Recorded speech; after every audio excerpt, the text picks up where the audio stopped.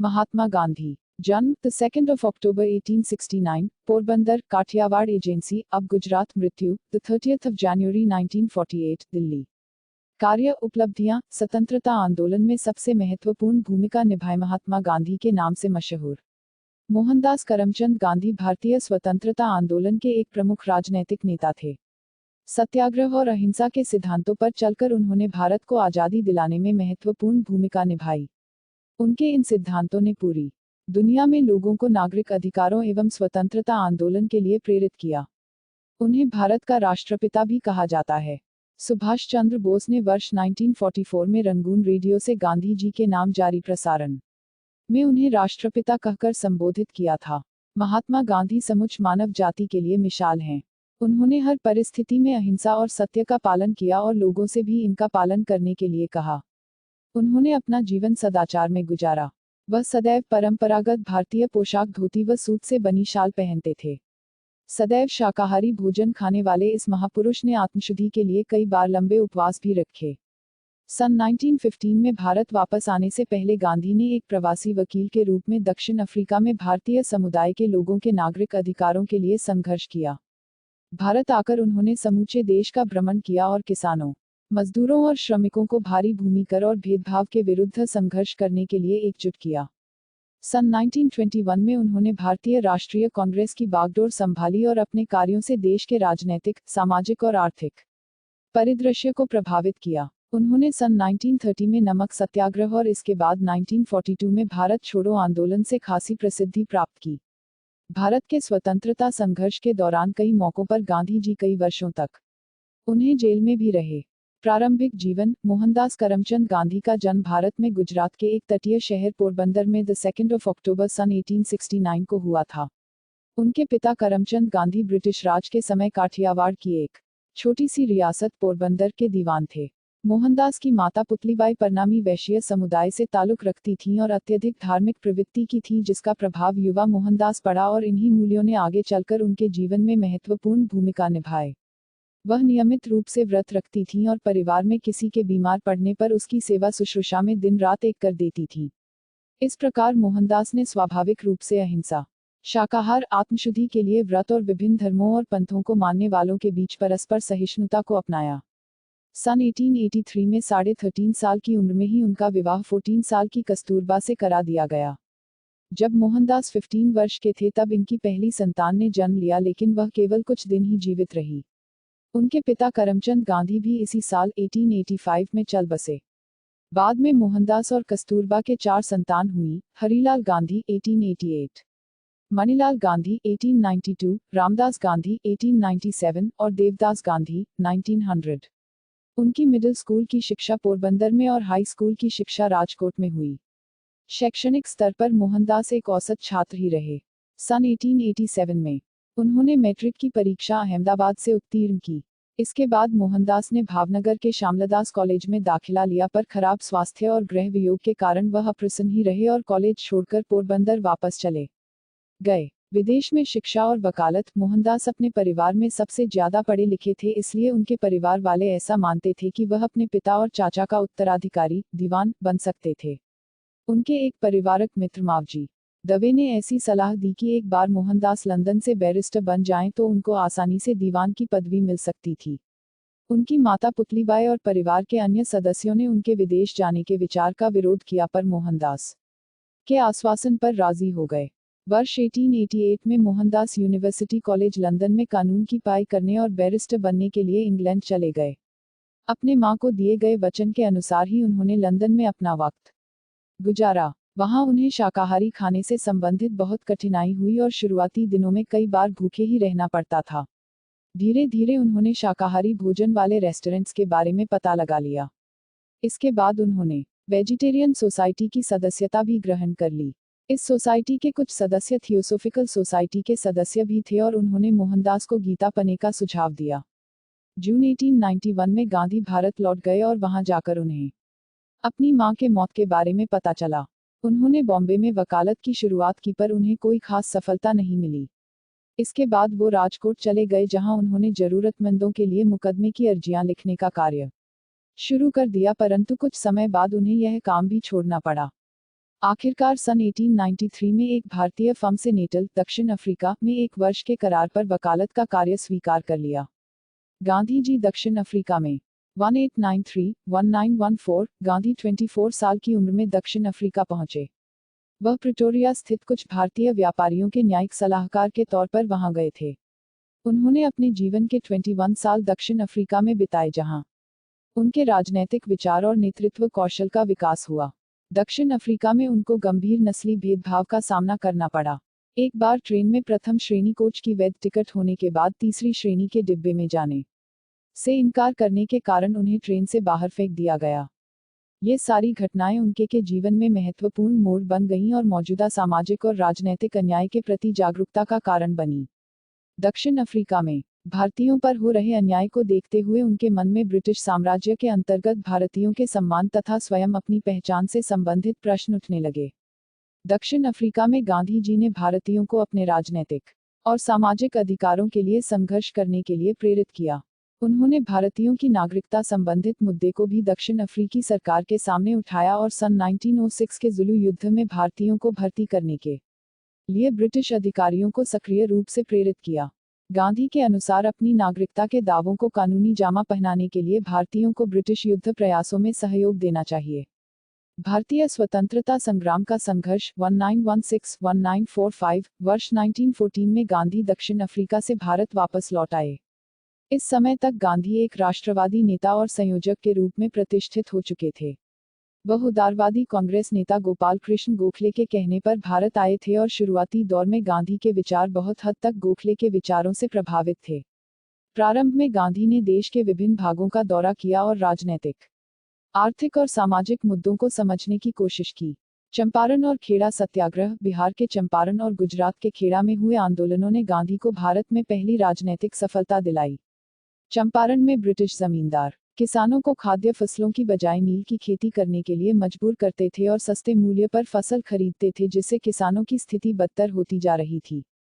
इस कारण वे अत्यधिक गरीबी से घिर गए। एक विनाशकारी अकाल के बाद अंग्रेजी सरकार ने दमनकारी कर लगा दिए, जिनका बोझ दिन प्रतिदिन बढ़ता ही गया। कुल मिलाकर स्थिति बहुत निराशाजनक थी। गांधी जी ने जमींदारों के खिलाफ विरोध प्रदर्शन और हड़तालों का नेतृत्व किया, जिसके बाद गरीब और किसानों की मांगों को माना गया। सन 1918 में गुजरात स्थित खेड़ा बाढ़ और सूखे की चपेट में आ गया था, जिसके कारण किसान और गरीबों की स्थिति बदतर हो गई और लोग कर माफी की मांग करने लगे। खेड़ा में गांधी जी के मार्गदर्शन में सरदार पटेल ने अंग्रेजों के साथ इस समस्या पर विचार विमर्श के लिए किसानों का नेतृत्व किया। इसके बाद अंग्रेजों ने राजस्व संग्रहण से मुक्ति देकर सभी कैदियों को रिहा कर दिया। इस प्रकार चंपारण और खेड़ा के बाद गांधी की ख्याति देश भर में फैल गई और वह स्वतंत्रता आंदोलन के एक महत्वपूर्ण नेता बनकर उभरे। खिलाफत आंदोलन, कांग्रेस के अंदर और मुस्लिमों के बीच अपनी लोकप्रियता बढ़ाने का मौका गांधी जी को खिलाफत आंदोलन के जरिए मिला। खिलाफत एक विश्वव्यापी आंदोलन था, जिसके द्वारा खलीफा के गिरते प्रभुत्व का विरोध सारी दुनिया के मुसलमानों द्वारा किया जा रहा था। प्रथम विश्व युद्ध में पराजित होने के बाद ओटोमन साम्राज्य विखंडित कर दिया गया था, जिसके कारण मुसलमानों को अपने धर्म और धार्मिक स्थलों के सुरक्षा को लेकर चिंता बनी हुई थी। भारत में खिलाफत का नेतृत्व ऑल इंडिया मुस्लिम कॉन्फ्रेंस द्वारा किया जा रहा था। धीरे धीरे गांधी इसके मुख्य प्रवक्ता बन गए। भारतीय मुसलमानों के साथ एकजुटता व्यक्त करने के लिए उन्होंने अंग्रेजों द्वारा दिए सम्मान और मेडल वापस कर दिया। इसके बाद गांधी न सिर्फ कांग्रेस बल्कि देश के एकमात्र ऐसे नेता बन गए जिसका प्रभाव हरिजन आंदोलन, दलित नेता B.R. अम्बेडकर की कोशिशों के परिणामस्वरूप अंग्रेज सरकार ने अछूतों के लिए एक नए संविधान के अंतर्गत पृथक निर्वाचन मंजूर कर दिया था। येरवडा जेल में बंद गांधी जी ने इसके विरोध में सितंबर 1932 में 6 दिन का उपवास किया और सरकार को एक समान व्यवस्था पूना पैक्ट अपनाने पर मजबूर किया। अछूतों के जीवन को सुधारने के लिए गांधी जी द्वारा चलाए गए अभियान की यह शुरुआत थी। 8 में 1933 को गांधी जी ने आत्मशुद्धि के लिए 21 दिन का उपवास किया और हरिजन आंदोलन को आगे बढ़ाने के लिए एक वर्षीय अभियान की शुरुआत की। अम्बेडकर जैसे दलित नेता इस आंदोलन से प्रसन्न नहीं थे और गांधी जी द्वारा दलितों के लिए हरिजन शब्द का उपयोग करने की निंदा की। द्वितीय विश्व युद्ध और भारत छोड़ो आंदोलन। द्वितीय विश्व युद्ध के आरंभ में गांधी जी अंग्रेजों को अहिंसात्मक नैतिक सहयोग देने के पक्षधर थे, परंतु कांग्रेस के बहुत से नेता इस बात से नाखुश थे कि जनता के प्रतिनिधियों के परामर्श लिए बिना ही सरकार ने देश को युद्ध में झोंक दिया था। गांधी ने घोषणा की कि एक तरफ भारत को आजादी देने से इनकार किया जा रहा था और दूसरी तरफ लोकतांत्रिक शक्तियों की जीत के लिए भारत को युद्ध में शामिल किया जा रहा था। जैसे जैसे युद्ध बढ़ता गया, गांधी जी और कांग्रेस ने भारत छोड़ो आंदोलन की मांग को तीव्र कर दिया। भारत छोड़ो स्वतंत्रता आंदोलन के संघर्ष का सर्वाधिक शक्तिशाली आंदोलन बन गया, जिसमें व्यापक हिंसा और गिरफ्तारी हुई। इस संघर्ष में हजारों की संख्या में स्वतंत्रता सेनानी या तो मारे गए या घायल हो गए और हजारों गिरफ्तार भी कर लिए गए। गांधी जी ने यह स्पष्ट कर दिया था कि वह ब्रिटिश युद्ध प्रयासों को समर्थन तब तक नहीं देंगे जब तक भारत को तत्काल आजादी न दे दी जाए। उन्होंने यह भी कह दिया था कि व्यक्तिगत हिंसा के बावजूद यह आंदोलन बंद नहीं होगा। उनका मानना था कि देश में व्याप्त सरकारी अराजकता असली अराजकता से भी खतरनाक है। गांधी जी ने सभी कांग्रेसियों और भारतीयों को अहिंसा के साथ करो या मरो, डू और डाई के साथ अनुशासन बनाए रखने को कहा।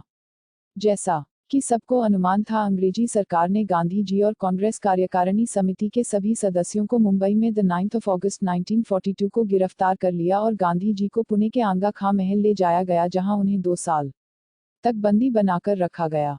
इसी दौरान उनकी पत्नी कस्तूरबा गांधी का देहांत बाद 22 फरवरी 1944 को हो गया और कुछ समय बाद गांधी जी भी मलेरिया से पीड़ित हो गए।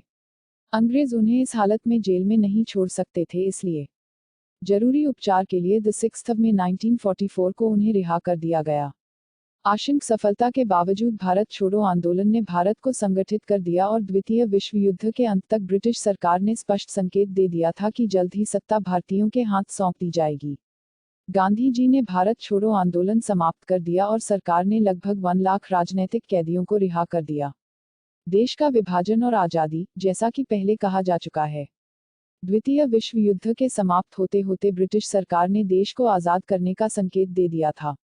भारत की आजादी के आंदोलन के साथ साथ जिन्ना के नेतृत्व में एक अलग मुसलमान बाहुल्य देश पाकिस्तान की भी मांग तीव्र हो गई थी और 40 के दशक में इन ताकतों ने एक अलग राष्ट्र पाकिस्तान की मांग को वास्तविकता में बदल दिया था।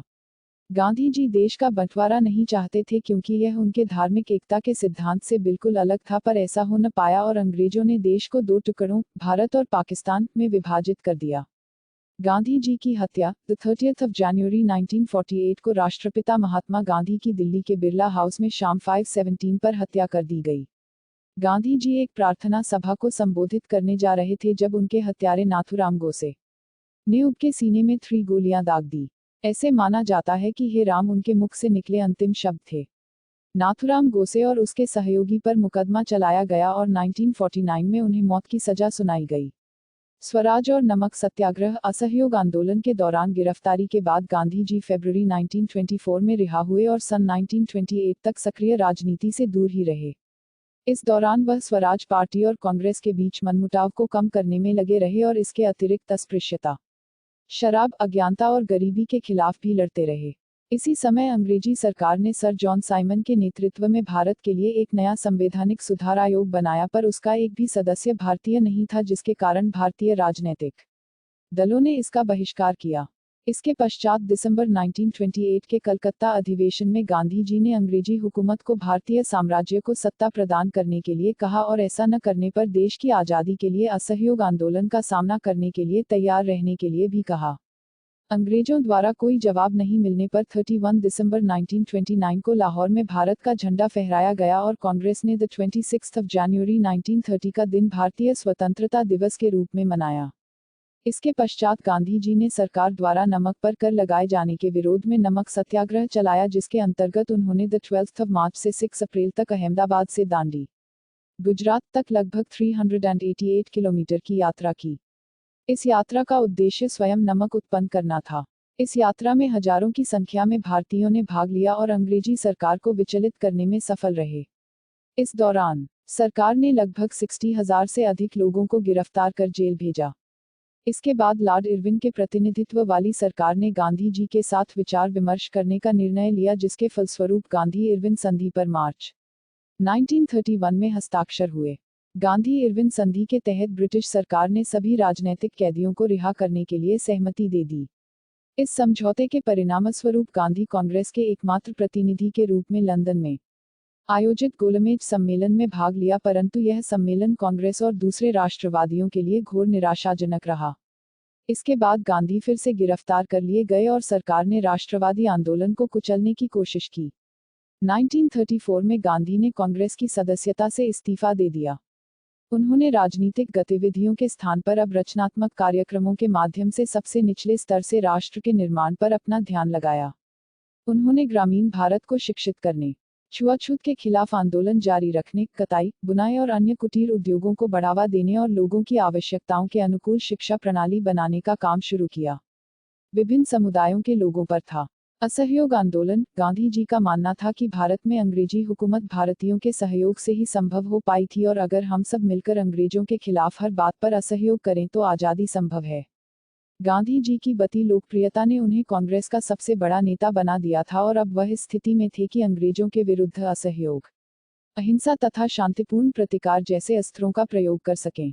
इसी बीच जलियांवाला नरसंहार ने देश को भारी आघात पहुंचाया, जिससे जनता में क्रोध और हिंसा की ज्वाला भड़क उठी थी। गांधी जी ने स्वदेशी नीति का आह्वान किया, जिसमें विदेशी वस्तुओं विशेषकर अंग्रेजी वस्तुओं का बहिष्कार करना था। उनका कहना था कि सभी भारतीय अंग्रेजों द्वारा बनाए वस्त्रों की अपेक्षा हमारे अपने लोगों द्वारा हाथ से बनाई गई खादी पहने। उन्होंने पुरुषों और महिलाओं को प्रतिदिन सूत काटने के लिए कहा। इसके अलावा महात्मा गांधी ने ब्रिटेन की शैक्षिकी संस्थाओं और अदालतों का बहिष्कार, सरकारी नौकरियों को छोड़ने तथा अंग्रेजी सरकार से मिले तमगों और सम्मान को वापस लौटाने का भी अनुरोध किया। असहयोग आंदोलन को अपार सफलता मिल रही थी, जिससे समाज के सभी वर्गों में जोश और भागीदारी बढ़ गई, लेकिन फरवरी 1922 में इसका अंत चौरी चौरा कांड के साथ हो गया। इस हिंसक घटना के बाद गांधी जी ने असहयोग आंदोलन को वापस ले लिया। उन्हें गिरफ्तार कर राजद्रोह का मुकदमा चलाया गया, जिसमें उन्हें 6 साल कैद की सजा सुनाई गई। खराब स्वास्थ्य के चलते उन्हें फरवरी 1924 में सरकार ने रिहा कर दिया।